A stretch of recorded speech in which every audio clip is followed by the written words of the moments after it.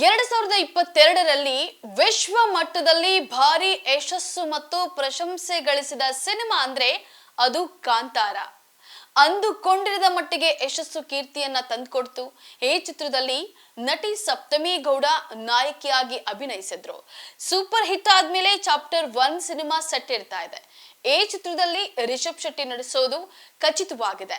ಲೀಲಾ ಪಾತ್ರದ ಸಪ್ತಮಿ ಅವರೇ ಈ ಚಾಪ್ಟರ್ 1 ರಲ್ಲಿ ನಟಿಸ್ತಾರೆ ಅಂತ ಹೇಳಿ ನಿರೀಕ್ಷೆಯನ್ನ ಇಟ್ಟುಕೊಂಡಿದ್ರು.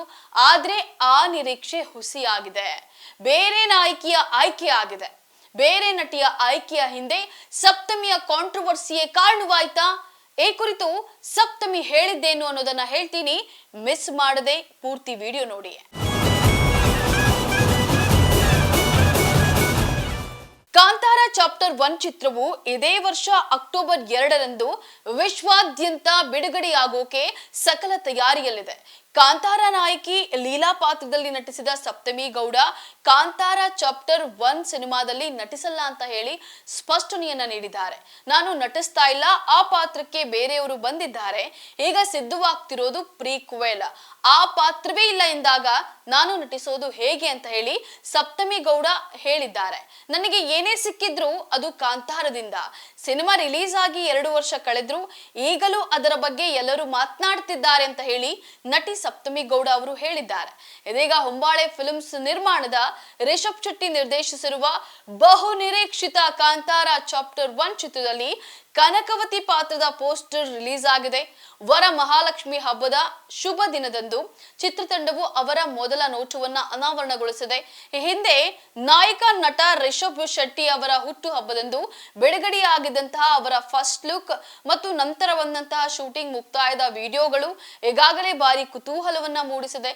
ಇದೀಗ ವರಮಹಾಲಕ್ಷ್ಮಿ ಹಬ್ಬದ ದಿನದಂದು ಕನಕವತಿಯ ಪಾತ್ರದ ಪರಿಚಯದಲ್ಲಿ ನಟಿ ರುಕ್ಮಿಣಿ ವಸಂತ್ ಅವರು ಕಾಣಿಸಿಕೊಂಡಿದ್ದಾರೆ. ಅಲ್ಲದೆ ಚಿತ್ರದ ಕುರಿತು ಇನ್ನಷ್ಟು ನಿರೀಕ್ಷೆ ಹೆಚ್ಚಾಗುವಂತೆ ಮಾಡಿದೆ.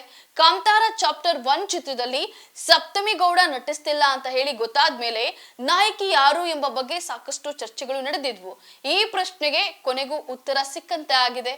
ಈ ಚಿತ್ರದಲ್ಲಿ ರುಕ್ಮಿಣಿ ವಸಂತ್ ನಾಯಕಿಯಾಗಿ ನಟಿಸ್ತಾ ಇದ್ದಾರೆ. ಈ ಊಹಾಪೋಹ ಬಹಳ ಹಿಂದೆಯೇ ಶುರುವಾಗಿತ್ತು. ಆದ್ರೆ ಚಿತ್ರತಂಡ ಮಾತ್ರ ಈ ಬಗ್ಗೆ ಯಾವುದೇ ಸುಳಿವನ್ನ ಬಿಟ್ಟುಕೊಟ್ಟಿರಲಿಲ್ಲ. ಇದೀಗ ಪೋಸ್ಟರ್ ಸಮೇತ ಸುದ್ದಿ ಅಧಿಕೃತವಾಗಿದೆ. ರಾಣಿ ಕನಕವತಿ ಪಾತ್ರದಲ್ಲಿ ರುಕ್ಮಿಣಿ ನಟಿಸ್ತಾ ಇರುವಂತೆ ಕಾಣ್ತಾ ಇದೆ. ರೇಷ್ಮೆ ಸೀರೆ ಉಟ್ಟು ಕಂಗೊಳಿಸ್ತಾ ಇದ್ದಾರೆ. ದಕ್ಷಿಣದಲ್ಲಿ ಬಹು ಬೇಡಿಕೆಯ ನಟಿಯಾಗಿ ರುಕ್ಮಿಣಿ ವಸಂತ್ ಗುರುತಿಸಿಕೊಂಡಿದ್ದಾರೆ. ತೆಲುಗು, ತಮಿಳಿನ ಸ್ಟಾರ್ ನಟರ ಸಿನಿಮಾಗಳಲ್ಲಿ ನಾಯಕಿಯಾಗಿ ನಟಿಸುತ್ತಿದ್ದಾರೆ. ಹಲವು ಚಿತ್ರಗಳಲ್ಲಿ ನಟಿಸಿರುವ ನಟಿ ರುಕ್ಮಿಣಿ ವಸಂತ್ ಅವರಿಗೆ ಪ್ಯಾನ್ ಇಂಡಿಯಾ ಮಟ್ಟದಲ್ಲಿ ಬೇಡಿಕೆ ಇದೆ. ಹೀಗಾಗಿ ರುಕ್ಮಿಣಿ ಅವರು ಈ ಚಿತ್ರದ ಭಾಗವಾಗ್ತಿದ್ದಾರೆ ಎಂದಾಗ ಸಹಜವಾಗಿಯೇ ನಿರೀಕ್ಷೆ ಕೂಡ ಹೆಚ್ಚಿದೆ. ಇನ್ನು ವರಮಹಾಲಕ್ಷ್ಮಿ ಹಬ್ಬದ ದಿನ ಕನಕವತಿ ಪಾತ್ರದ ಪೋಸ್ಟರ್ ರಿಲೀಸ್ ಮಾಡಿದ್ದು, ಪೋಸ್ಟರ್ ಹಿಂಭಾಗ ನೋಡಿದ್ರೆ ಅದು ರಾಜರ ಆಸ್ಥಾನದ ರೀತಿಯೇ ಕಾಣಿಸ್ತಾ ಇದೆ. ಅಲ್ಲದೆ ಇದು ಕದಂಬರ ಕಾಲದ ಕಥೆ ಆಗಿರೋದ್ರಿಂದ ರುಕ್ಮಿಣಿ ರಾಣಿ ಅಥವಾ ಯುವರಾಣಿಯ ಪಾತ್ರ ಮಾಡಿದ್ರು ಅಚ್ಚರಿ ಏನಿಲ್ಲ.